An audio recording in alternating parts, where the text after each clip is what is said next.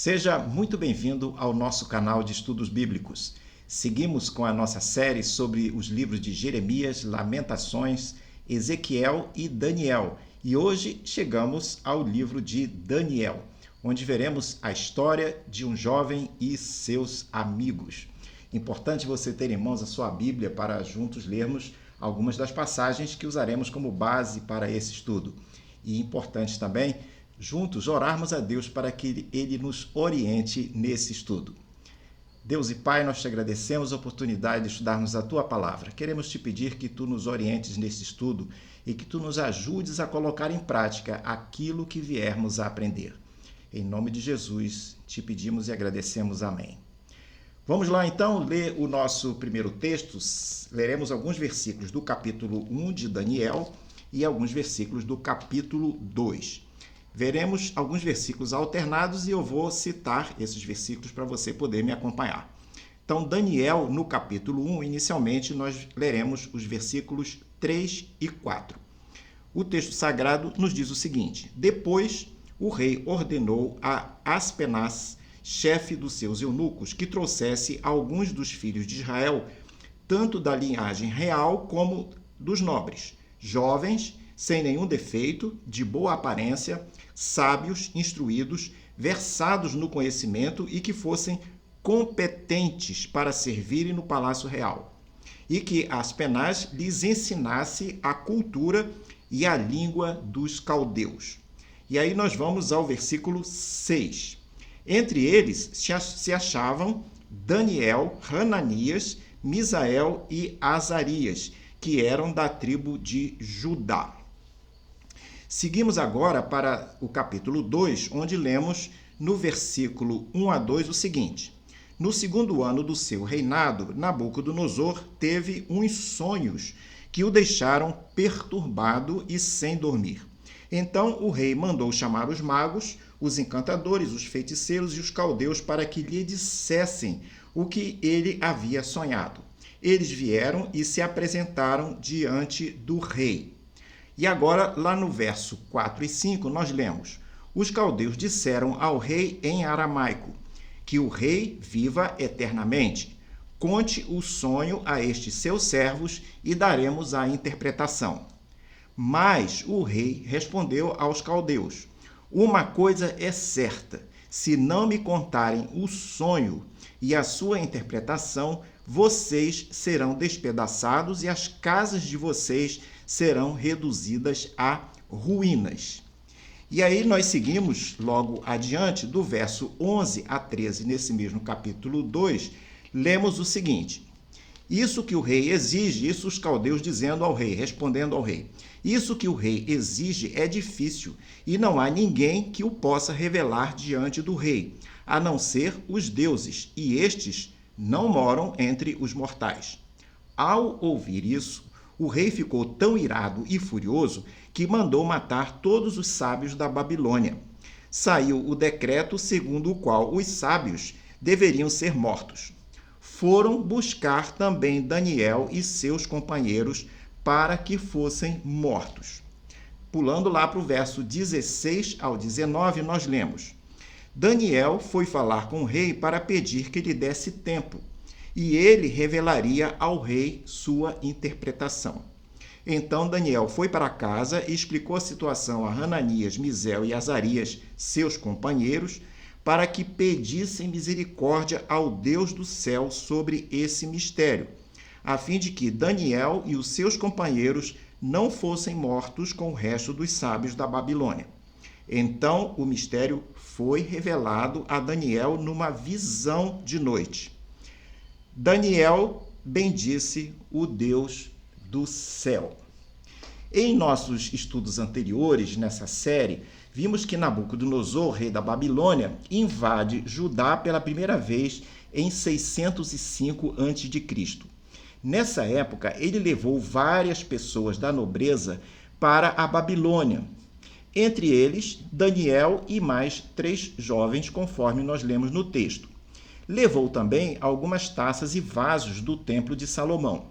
Essa foi a primeira das 3 deportações de Judá, em que os babilônios levaram grupos de judeus para a Babilônia. O rei de Judá nessa primeira invasão era Jeoaquim, conforme lemos em 2 Reis, capítulo 24, versos 1 a 4. Nessa época, 605 a.C., Daniel, personagem principal do livro do mesmo nome, era provavelmente um adolescente entre 15 e 17 anos. Ele e os 3 outros jovens foram levados para serem educados na academia da corte durante 3 anos.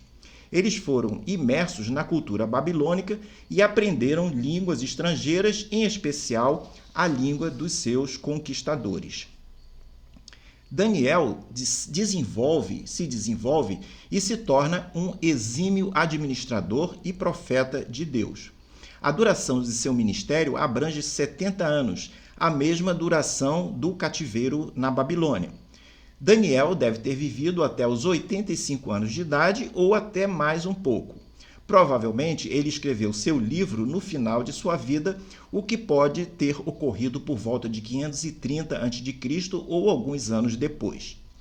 Daniel não era um profeta no mesmo sentido clássico dos demais profetas hebreus, mas funcionava como um profeta.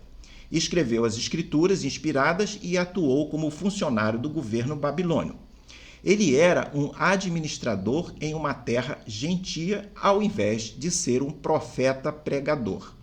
Neemias também não era um profeta clássico, mas era também um funcionário do governo. Em contraste com Ezequiel, seu contemporâneo na Babilônia, Daniel viveu e trabalhou principalmente entre os gentios, enquanto Ezequiel viveu e ministrou entre os israelitas. O livro é um dos poucos do Antigo Testamento que foi originariamente escrito em 2 línguas diferentes. Uma dessas línguas foi o aramaico, também conhecida como caldeu ou siríaco. Daniel possuía 2 públicos-alvo. Um deles eram os judeus e o outro eram os gentios. As partes aramaicas do livro de Daniel tratam de assuntos relativos aos cidadãos do Império Babilônico e Persa, ou seja, o público-alvo era o público gentio. As seções em hebraico descrevem predominantemente os assuntos referentes aos israelitas, incluindo os planos de Deus para Israel, ou seja, o público era judeu. Escrever o livro em 2 línguas não seria problema para o público-alvo judeu, pois os exilados aprenderam a ler ambas as línguas. Além do aramaico e hebraico, Daniel usou vários termos governamentais derivados da língua persa. A presença dessas palavras persas sugere que o livro deve ter sido concluído após a língua persa ter se tornado a língua oficial do governo. No próximo quadro, nós vemos que Daniel é alguém que chama a nossa atenção. O capítulo 1 relata os primeiros eventos da vida de Daniel e seus 3 companheiros. A ênfase, porém, está nas decisões de Daniel. Essas decisões, ou essas escolhas, formaram a base para o seu caráter que, juntamente com suas habilidades e a presença de Deus em sua vida, explicam a carreira extraordinariamente longa e bem-sucedida que ele desfrutou a serviço dos babilônios e dos persas. O caráter de Deus nos ajuda a entender o motivo, ou melhor, o caráter de Daniel nos ajuda a entender o motivo de Deus tê-lo chamado para receber e transmitir as revelações do futuro que este livro contém. As escolhas de Daniel o qualificaram para servir Deus. A escolha de Daniel por Deus foi certamente soberana, mas é fato que ele havia se tornado, Daniel, uma pessoa com um espírito sensível às coisas do Senhor. Ter um espírito sensível foi resultado de um possível hábito de Daniel em procurar sempre estar no caminho com Deus. Por conta disso, a mão do Senhor esteve sobre ele em praticamente toda a sua vida.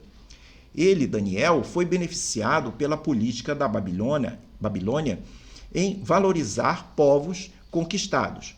Essa política, podemos dizer, iluminada de Nabucodonosor, valorizava e preservava o que os povos conquistados tinham de melhor em termos de pessoas. Os babilônios levavam jovens nobres das terras conquistadas para a Babilônia para aculturá-los e capacitá-los, tendo pelo menos 3 objetivos. O primeiro é que eles poderiam vir a servir como reféns para inibir alguma tentativa de revolta daquele povo conquistado. No caso de Judá, essa estratégia contribuiria para manter a família real de Judá calmamente na linha, porque a família estava exilada também lá na Babilônia. Segundo objetivo é que a presença desses jovens na corte do rei seria um lembrete agradável para o rei de seu sucesso e de suas conquistas nas batalhas. Terceiro objetivo é que esse treinamento permitia ter gente jovem, multicultural e preparada para servir ao governo babilônio, em especial no caso de Judá, no caso desses jovens, e em especial nos assuntos referentes aos israelitas. Os 4 jovens foram treinados, portanto, na corte durante 3 anos. Esse treinamento envolveu o estudo da história dos povos, história natural, astronomia, matemática. Estudaram também literatura e a língua dos babilônios, o aramaico, o acadiano e a língua dos persas também.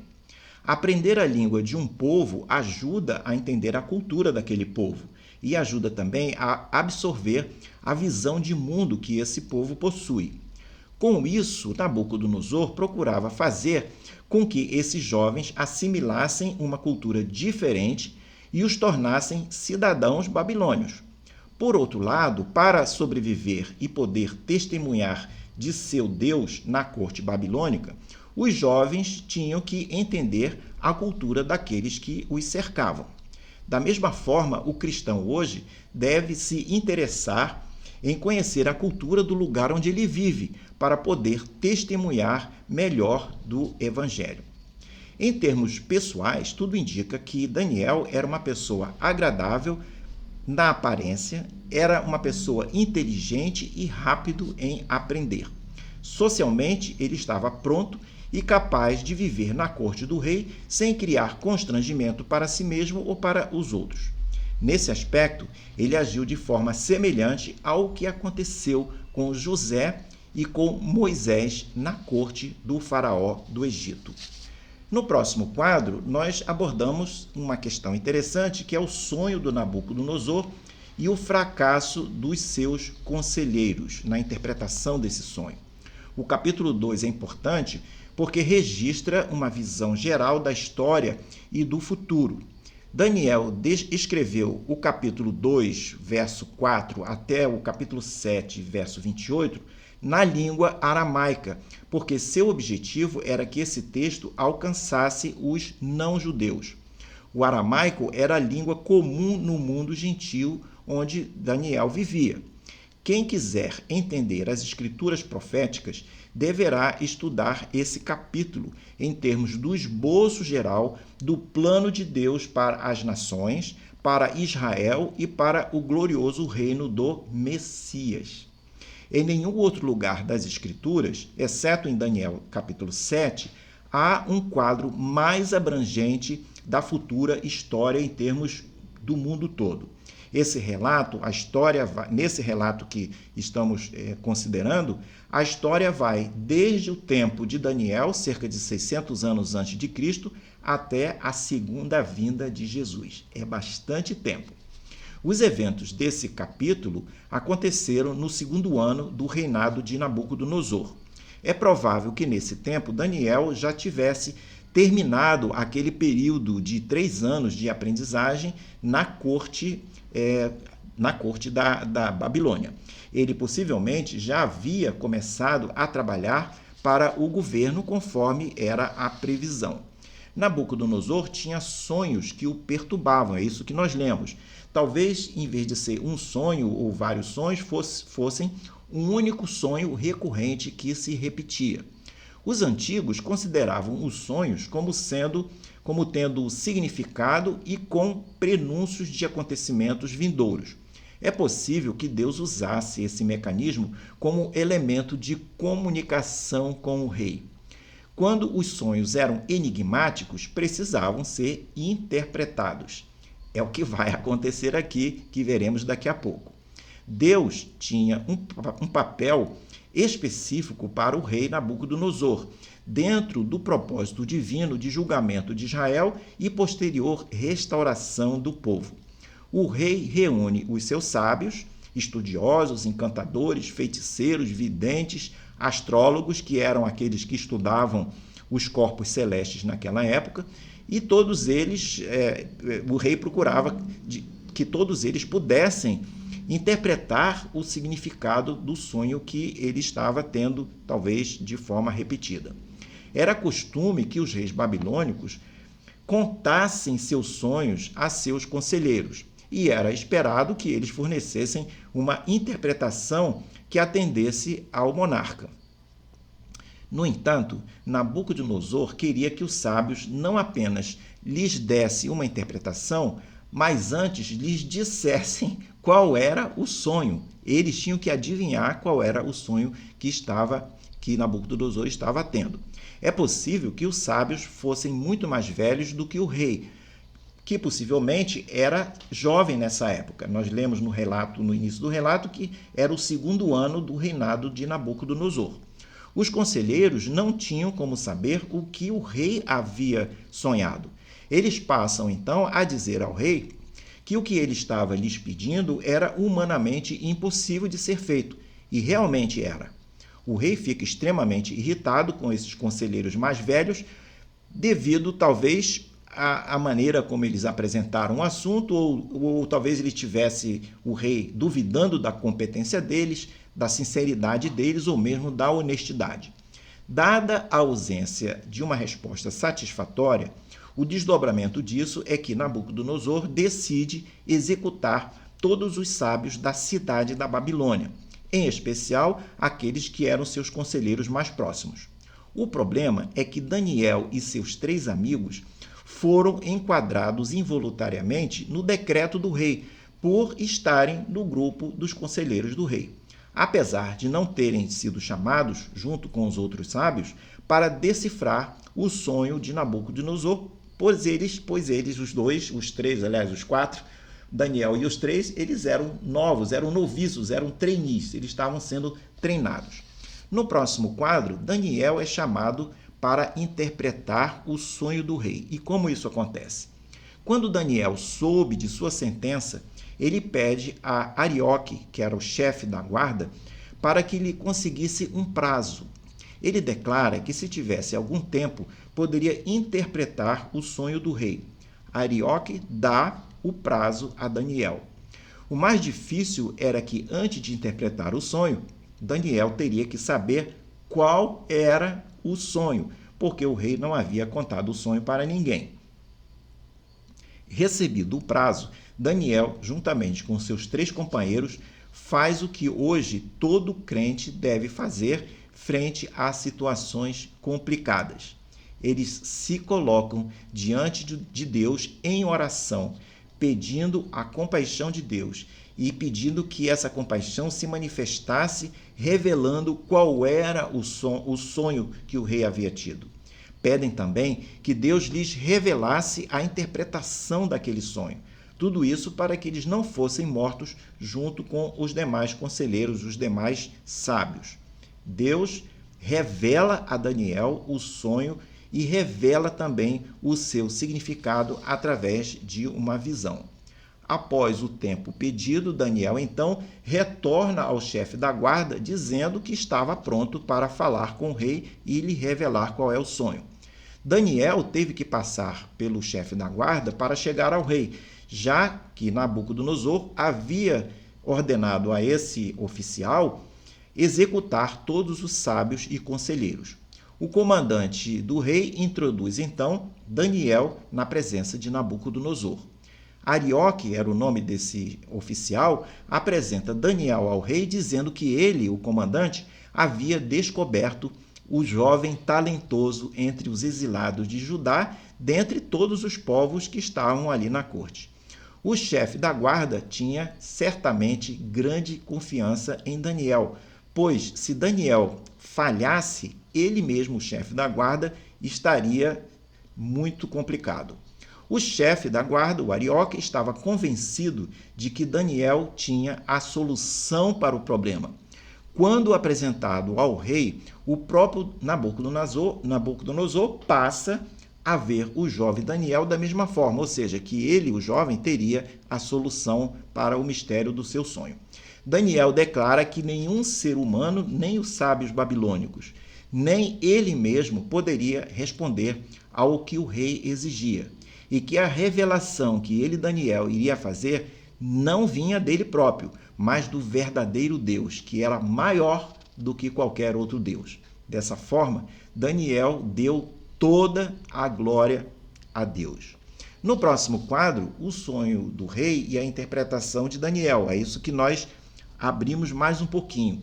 Daniel separou cuidadosamente o problema em duas partes. Isso é o que se deve fazer quando se tem um problema complexo para resolver.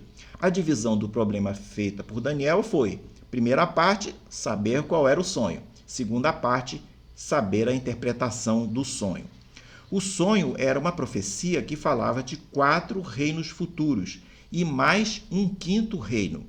O sonho mostrava uma estátua imensa feita de materiais distintos. A cabeça era de ouro puro, o peito e os braços de prata, o ventre e os quadris de bronze, as pernas de ferro e os pés uma combinação de ferro com barro.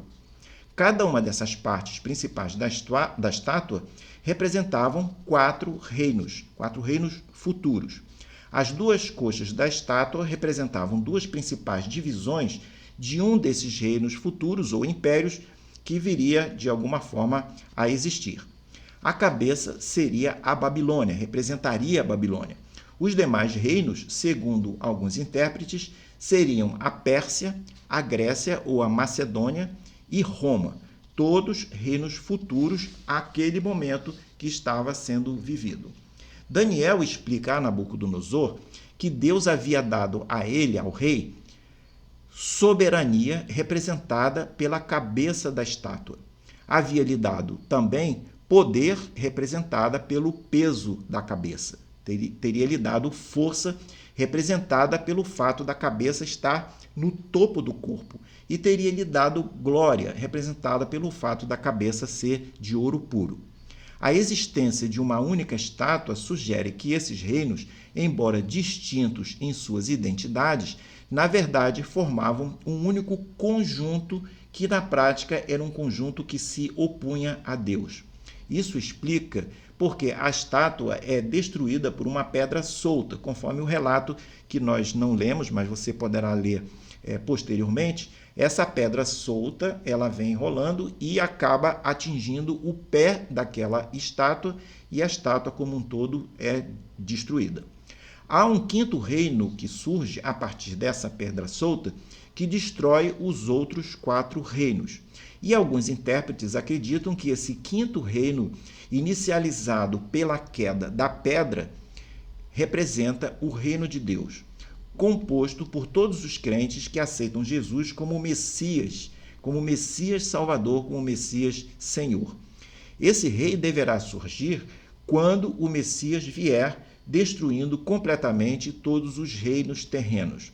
O contexto em Daniel 2, que é esse capítulo onde estamos nos concentrando, permite que um reino comece na terra e continue na eternidade. Esse pensamento é baseado no fato de que esse texto de Daniel, capítulo 2, do 31 ao 45, indica que a palavra aramaica para reino pode incluir o conceito de um reino com aspectos tanto terreno e temporais, ao mesmo tempo, conceitos celestiais e eternos. O sonho de Nabucodonosor, interpretado por Daniel, sugere, portanto, que esse reino será estabelecido por Deus encherá toda a terra e nunca será destruído. No próximo quadro, nós vemos alguns desdobramentos do fato de Daniel ter interpretado o sonho do rei. Nabucodonosor reconheceu a soberania de Javé, o Deus de Daniel. Como consequência disso, o rei promoveu Daniel a chefe da província da Babilônia e a chefe de todos os conselheiros e sábios. Com isso, Daniel tornou-se o governante encarregado da província mais importante do império. Normalmente, essa posição teria sido ocupada por um babilônio caldeu, ou babilônio ou caldeu, o nome é usado às vezes indistintamente, que fosse nascido na própria sociedade babilônica. O fato de Nabucodonosor ter dado essa posição a um judeu cativo mostra o tremendo respeito que Daniel ganhou por ter identificado e interpretado o sonho do rei. A pedido de Daniel, o rei também promoveu os 3 amigos dele a posições de autoridade dentro da administração das províncias. E Daniel permanece no palácio por um bom tempo, mantendo-se à disposição de Nabucodonosor como conselheiro para atender ao rei no que fosse necessário. Os jovens receberam posições de autoridade, mostrando uma ação visível de Deus. Isso permitiu que a Babilônia se preparasse para receber milhares de judeus exilados, que iriam chegar em 2 levas, uma em 597 e outra em 586 a.C. Esse episódio e a interpretação do sonho feita por Daniel nos mostra pelo menos 3 coisas. A primeira é que Deus está no controle da história. A segunda coisa é que países e organizações humanas elas acabam declinando e mudam de alguma forma com o passar do tempo. A terceira coisa que podemos aprender é que Jesus voltará, destruirá seus inimigos e seu reino entrará em uma grande e total plenitude. Você já pode fazer parte desse reino desde agora, aceitando Jesus como seu Salvador pessoal. Você já faz parte desse reino? No próximo e último quadro, chegamos à nossa conclusão. Destacamos aqui 6 contribuições que Daniel pode nos trazer, tanto na sua conduta quanto nos textos do seu livro. A primeira contribuição é que a vida de Daniel é um modelo para os crentes em nossos dias. Daniel não era sacerdote nem profeta clássico, como Isaías ou Jeremias. Não é dito que ele teve um chamado profético como tiveram os demais profetas. Até onde sabemos, Daniel não recebeu uma revelação direta que pudesse guiá-lo naquelas decisões diárias que provaram ser pontos cruciais em sua vida e em seu ministério. Tanto na juventude quanto em seus últimos dias, Daniel permaneceu fiel a Deus e permaneceu fiel àqueles que estavam ao seu alcance. Daniel é alguém cujo caráter nos desafia e nos inspira em nossa caminhada com Deus. A vida dele, a vida de Daniel, nos fornece pontos valiosos sobre liderança. Ele foi um líder cujo ministério impactou a vida de vários reis e autoridades de seu tempo. A forma como Daniel chegou a ser um líder e a maneira como ele exerceu sua liderança nos apresenta princípios universais e aspectos únicos nesse campo. Daniel era um diplomata. Ele era um excelente negociador, pacificador, era um funcionário fiel e muito competente no trato dos assuntos do seu trabalho. Ele é um líder modelo e há pontos valiosos a aprender com ele. Terceira contribuição: Daniel nos ensina como servirmos a Deus em meio a uma grande crise. Embora tenha se tornado um exilado devido aos pecados de sua nação, Daniel serviu a Deus mesmo em meio à falta de liberdade e mesmo diante de uma série de aflições. Isso comunica algo àqueles que estão em momentos de sofrimento. Quarta contribuição: O livro de Daniel tem muito a dizer sobre profecia e tempos futuros. Ele nos dá testemunho constante da soberania de Deus sobre as nações e sobre os povos, bem como sobre as pessoas. Quinta contribuição de Daniel, especialmente aos crentes de hoje. Ele inspira conforto e esperança. Deus está no controle hoje, assim como estava lá nos tempos de Daniel, quando houve a derrota e o cativeiro de Judá. Ele estava no controle da história do mundo para que pudesse prever os poderes que governariam a partir dos dias de Daniel. Ele estava no controle usando o cativeiro de Judá para o bem deles e para a bênção dos gentios. Daniel dá testemunho da verdade consoladora do poder de Deus e o seu controle sobre os assuntos pessoais de cada um de nós. O livro nos assegura que nada acontece com o seu povo que não faça parte do plano de Deus projetado para o nosso bem e para a glória dele. E a sexta contribuição é que o livro ensina como nos relacionarmos com uma sociedade pagã e sem Deus, que existe, na maioria dos casos, fora até das nossas igrejas. O povo de Judá estava inclinado a pensar que Deus estava com eles apenas quando estavam na terra prometida e nas proximidades do templo. Mas o fato é que Deus estava presente e ativo entre o seu povo, mesmo eles estando longe, lá na Babilônia. Sua intervenção em favor de Daniel e seus amigos é uma demonstração disso.